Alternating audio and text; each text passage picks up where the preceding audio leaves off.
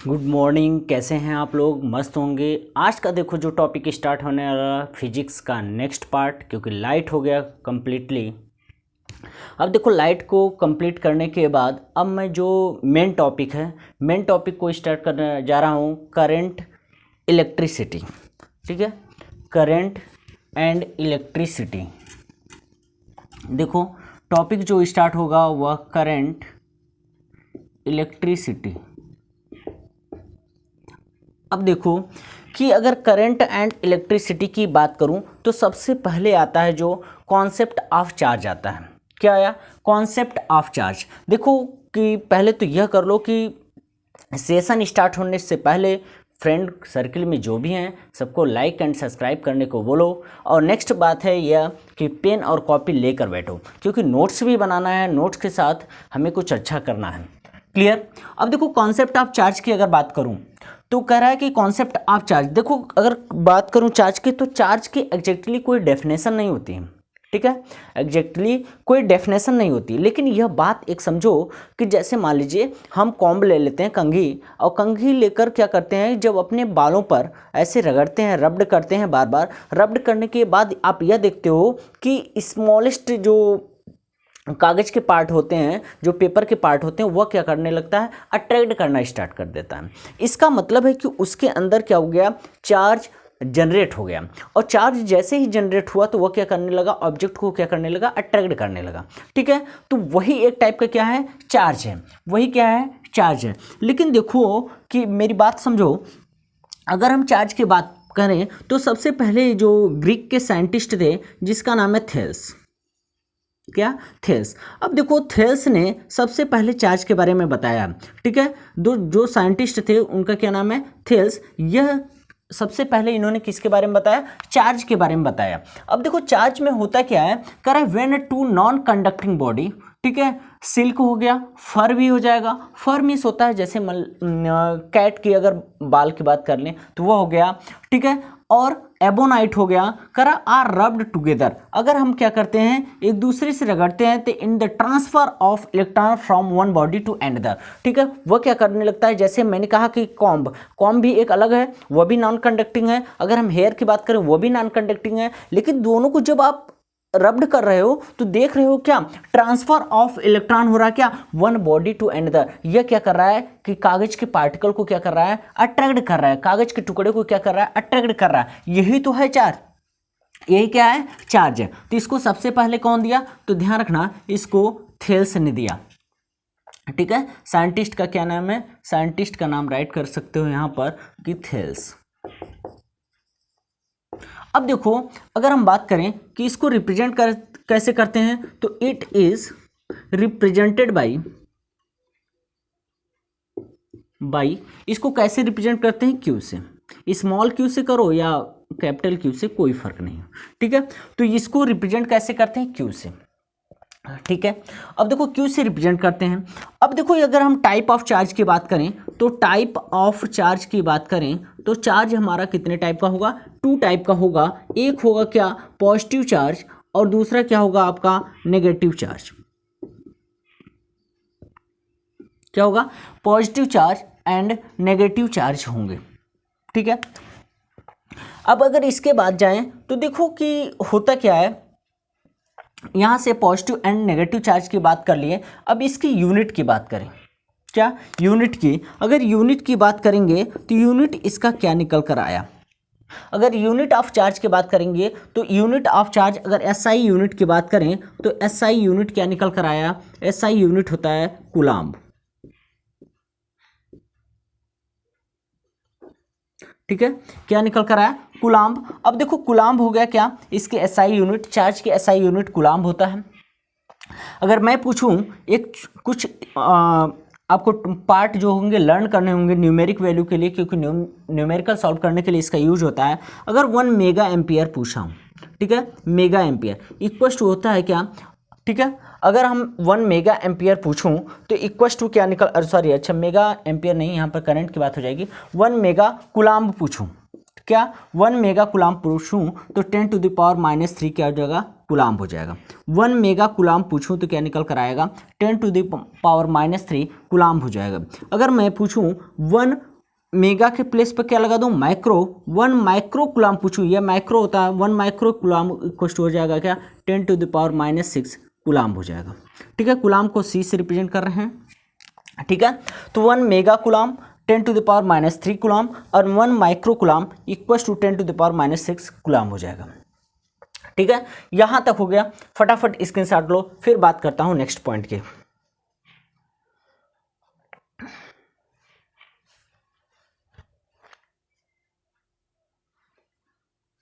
Okay, हो गया। अगर नैनो कुलाम पूछता है तो 10⁻⁻9 हो जाएगा।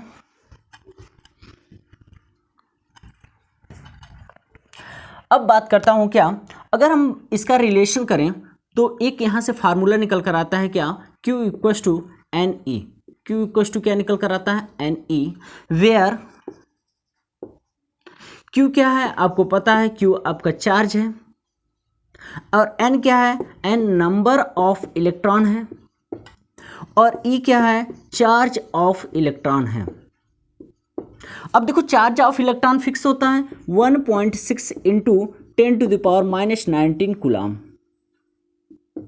यह हमारा फिक्स होता है। ठीक है, चार्ज आपका फिक्स हो गया।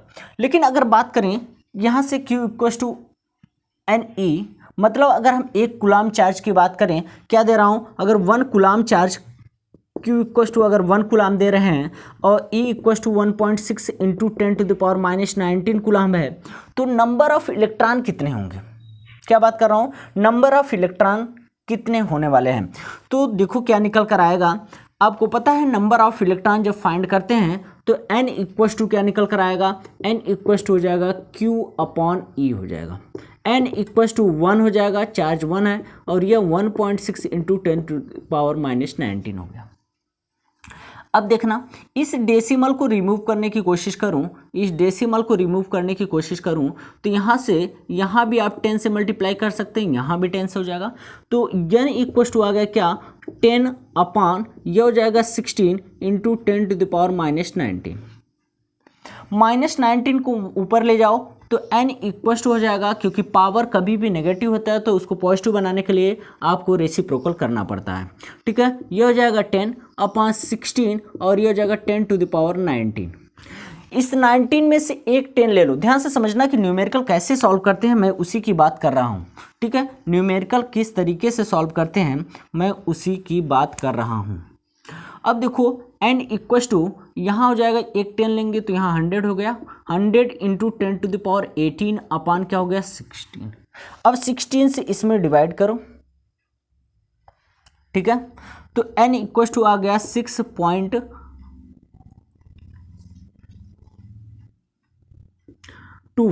6.25 इंटू 10⁻18 इतने आ जाएंगे इलेक्ट्रॉन। ठीक है, कितने इलेक्ट्रॉन हो गए, 6.25 इंटू 10⁻18 इलेक्ट्रॉन निकल कर आ गए। ठीक है, तो यह क्वेश्चन आते हैं, आपको पता है कि 1 कूलम चार्ज में कितने इलेक्ट्रॉन होते हैं, तो 6.25 इंटू 10⁻18 इलेक्ट्रॉन होंगे। बताओ यहां तक कोई डाउट है, यहां तक कोई डाउट है? अगर कोई भी डाउट रहता है तो कमेंट सेक्शन में जरूर बताएं।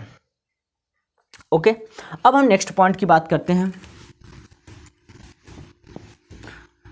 नेक्स्ट पॉइंट क्या है,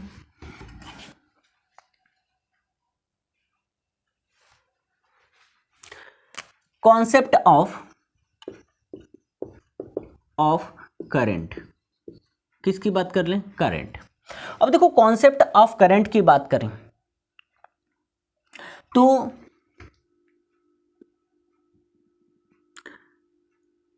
रेट ऑफ चेंज ऑफ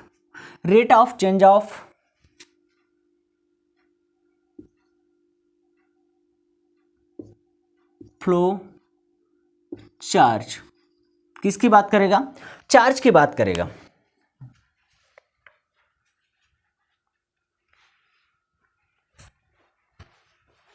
ठीक है, यहां एट द लगा दो। अब देखो change of flow of charge, मतलब कि चार्ज की जो फ्लुएंसी होती है, ठीक है, फ्लो करेगा वही क्या हो जाएगा, करंट हो जाएगा। तो करंट को it is represented by I, चाहे स्मॉल आई राइट करो या कैपिटल आई राइट करो, कोई फर्क नहीं पड़ता।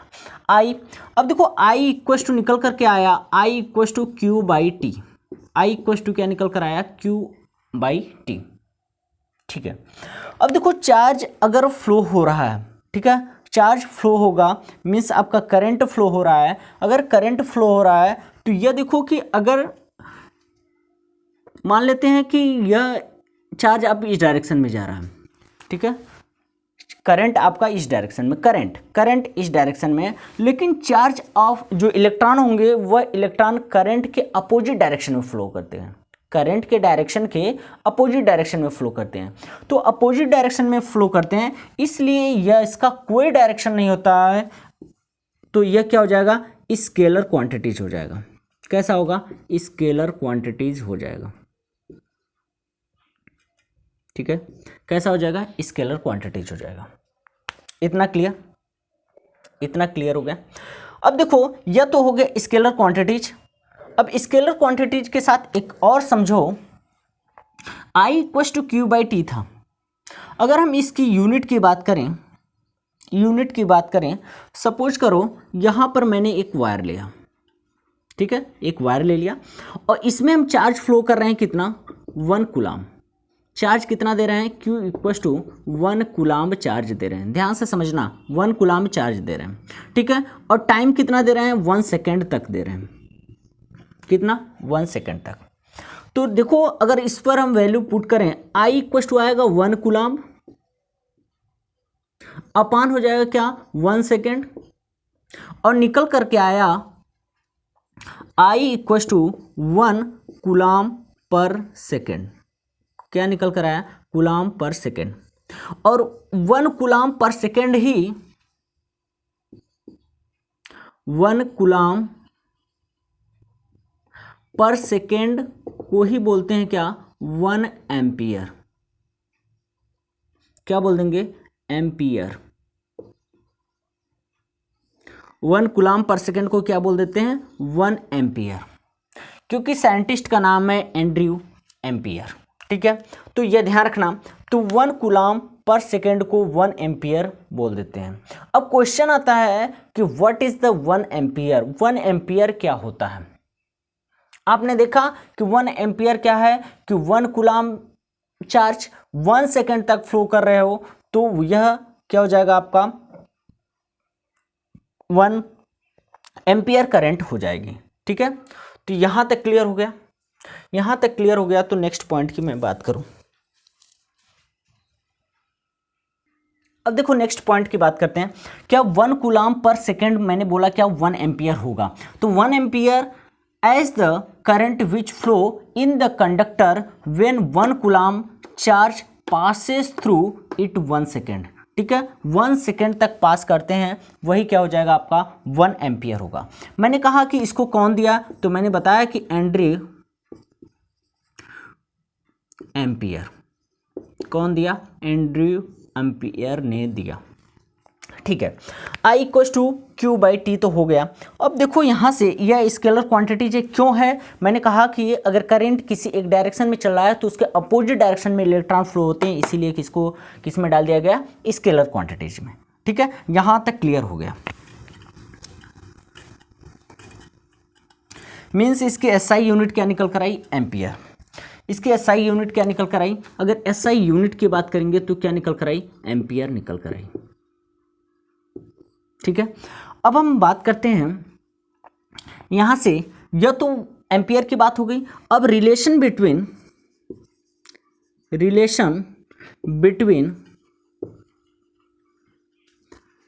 Current and charge. अब देखो चार्ज एंड करंट में क्या रिलेशन है, आपको पता है कि I equal to Q upon T है। नेक्स्ट आपको यह भी पता है कि Q इक्वल टू क्या है NE है। तो बताओ कि यहाँ से अगर वैल्यू पुट कर दें, यह इक्वेशन 1 है और यहाँ इक्वेशन 2, तो इक्वेशन 1 एंड 2 से क्या मिला, यह वैल्यू यहाँ पर पुट कर दें तो I इक्वल टू क्या मिला NE बाई क्या हो गया T, I इक्वल टू क्या मिला एन ई, क्योंकि क्यू के प्लेस पे एन ई राइट कर सकता हूँ, तो एन ई बाई टी निकल कर आएगा आई इक्वस टू। क्लियर है। अब देखो क्वेश्चन आता है 1 मेगा एम्पियर इक्वस टू, मैंने वही बताया, सिर्फ यहाँ पर कूलाम्ब के प्लेस पर एम्पियर लग जाएगा। 1 मेगा एम्पियर इक्वस टू क्या हो जाएगा 10⁻³ एम्पियर। अगर 1 माइक्रो एम्पियर पूछता है, 1 माइक्रो एम्पियर पूछेगा तो क्या हो जाएगा 10⁻⁻6 एम्पियर। 1 नैनो एम्पियर पूछता है तो नैनो एम्पियर इक्वस टू क्या हो जाएगा 10⁻⁹ एम्पियर। क्लियर है। ठीक है, यह छोटे छोटे क्वेश्चन एमसीक्यू में आ सकते हैं। ठीक है, तो यहाँ तक क्लियर हो गया। यह करंट की बात थी, तो करंट में जितने भी क्वेश्चन बनने थे सब करंट में पूछ लिया। लेकिन एक बात यह बताओ कि मोस्ट इंपॉर्टेंट क्वेश्चन आपसे पूछना चाह रहा हूँ, क्योंकि यह एम्पियर जो लगे होते हैं, आपको पता है ना कि जब आप सर्किट बनाते हो तो उसके अंदर ऐसे करके इसमें एम्पियर लगे होते हैं। तो एम्पियर को किस तरीके से आप ज्वाइन करेंगे, मैं देखो एक आइडिया बता रहा हूँ। ठीक है, जैसे हम कॉन्सेप्ट ऑफ करंट पढ़ रहे थे, कॉन्सेप्ट ऑफ करंट के बाद, तो क्या कॉन्सेप्ट ऑफ करंट में एस कहीं आया था क्या? नहीं आया, नहीं आया ना। तो ध्यान रखना, इसको हमेशा सीरीज में एस नहीं आया, इसलिए सीरीज में। देखो एक ट्रिक है, एक मेरा एक आइडिया है, क्योंकि नोट करके यहाँ पॉइंट नोट करके राइट कर लेना। मोस्ट इंपॉर्टेंट पॉइंट है, मैंने कह दिया कि इसको अगर एम्पियर को ज्वाइन करोगे तो एम्पियर को जब भी ज्वाइन करोगे तो एम्पियर को ज्वाइन करते हैं क्या, इन अ सीरीज। किस में ज्वाइन करेंगे, सीरीज में ज्वाइन करेंगे। ठीक है, सीरीज में ज्वाइंट्स करेंगे। इतना क्लियर है। और एम्पियर को लगाते समय आप देखते हो कि जिधर पॉजिटिव डायरेक्शन होता है, ध्यान से समझना, जिधर क्या होता है पॉजिटिव होता है, एक नेगेटिव टर्मिनल होता है। ठीक है, और पॉजिटिव डायरेक्शन की तरफ ही क्या होता है, एम्पियर लगा होता है। यह भी देखो मोस्ट इंपॉर्टेंट है कि पॉजिटिव डायरेक्शन की तरफ ही क्या होता है, एम्पियर लगा होता है। ठीक है, और इसको जब भी एम्पियर को ज्वाइन करेंगे वह सीरीज में ही ज्वाइंट होगा। और मैंने बता दिया कॉन्सेप्ट ऑफ करंट पढ़ रहे हो उसमें कोई भी ऐसा नहीं है, इसलिए हम सीरीज में ज्वाइन कर देते हैं। ये एक ट्रिक है मिस। ठीक है, अब हम नेक्स्ट पॉइंट की बात करते हैं।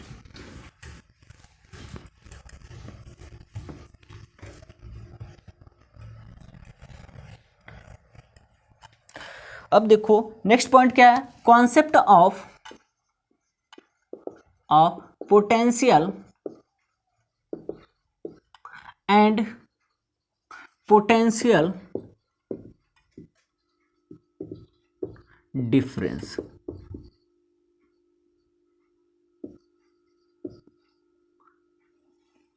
Concept of potential and potential difference.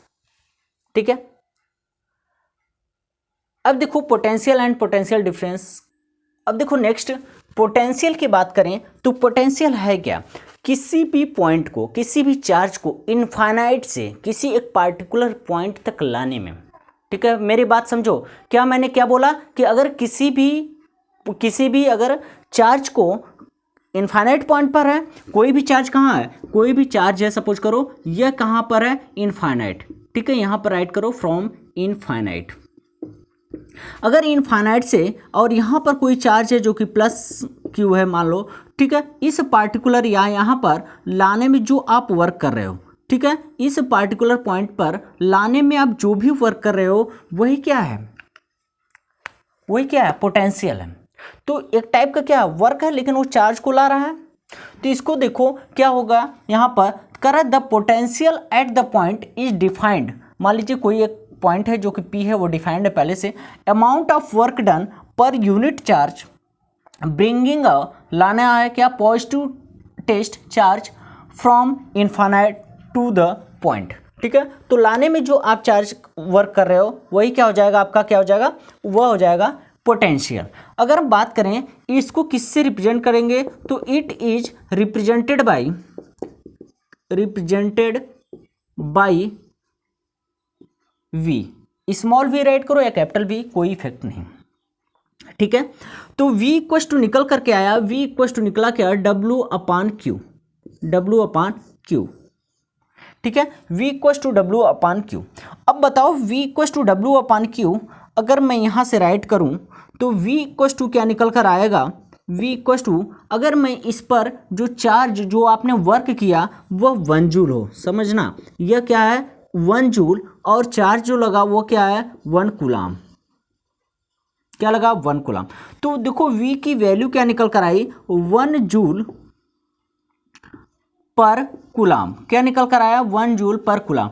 1 joule पर कूलाम को ही ध्यान से समझना, 1 जूल पर कूलाम को ही क्या बोल देते हैं 1 वोल्ट, क्या बोल देंगे 1 volt.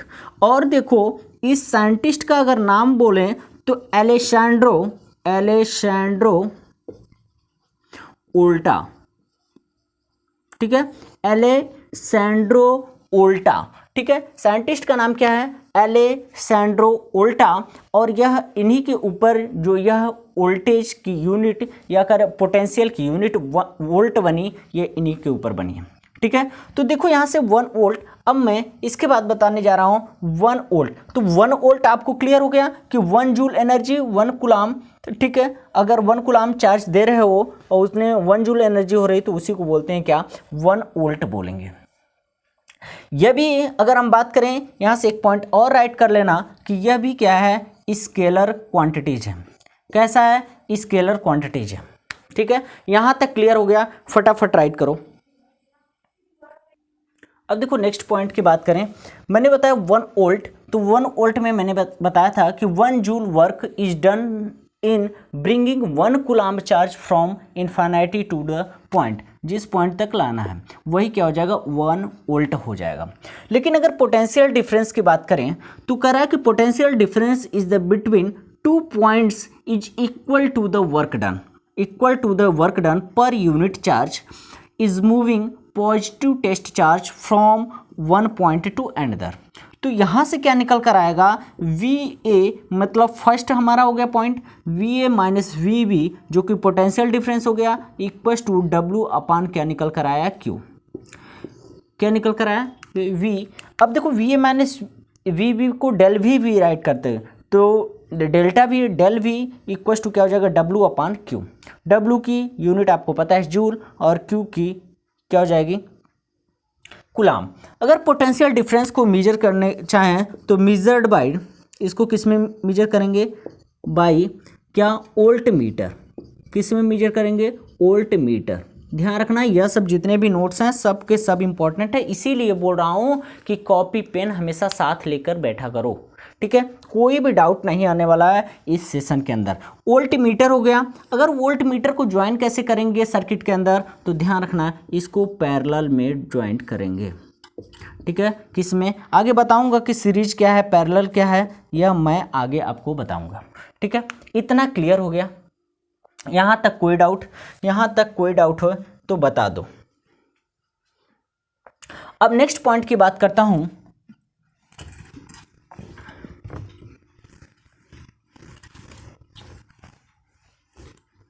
Concept of resistance. Next point है concept of resistance of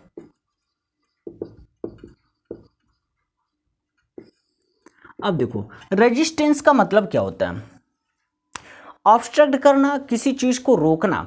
current अगर किसी भी वायर में या किसी के थ्रू अगर उसमें पास हो रहा है, किसी मेटल के थ्रू पास हो रहा है अगर करंट, तो उसको रोकने का भी तो कोई काम करेगा, ठीक है। कुछ क्या करेंगे, कुछ ऐसी चीज़ें होंगी, कुछ ऐसी होंगी जो रोकने का काम करेगा, तो वही क्या है यार जो रुकना है उसका क्या है रेजिस्टेंस है, क्या है रेजिस्टेंस।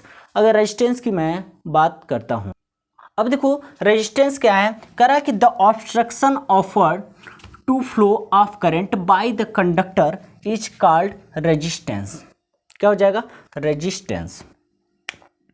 अब देखो कि यहाँ तक टॉपिक आपको हमें लग रहा है कि अच्छे से क्लियर हो गया होगा, और मैं बार बार कहता हूँ कि पेन और कॉपी लेकर बैठा करो, ताकि कोई भी डाउट होता है तो उस डाउट को पहली बात तो हर क्वेश्चन को हर पॉइंट को नोट डाउन करो, इसके बाद अगर डाउट होता है तो उसको कमेंट सेक्शन में ज़रूर बताएं और फ्रेंड सर्किल में शेयर करो, क्योंकि बहुत ही हार्ड वर्क हो रहा है।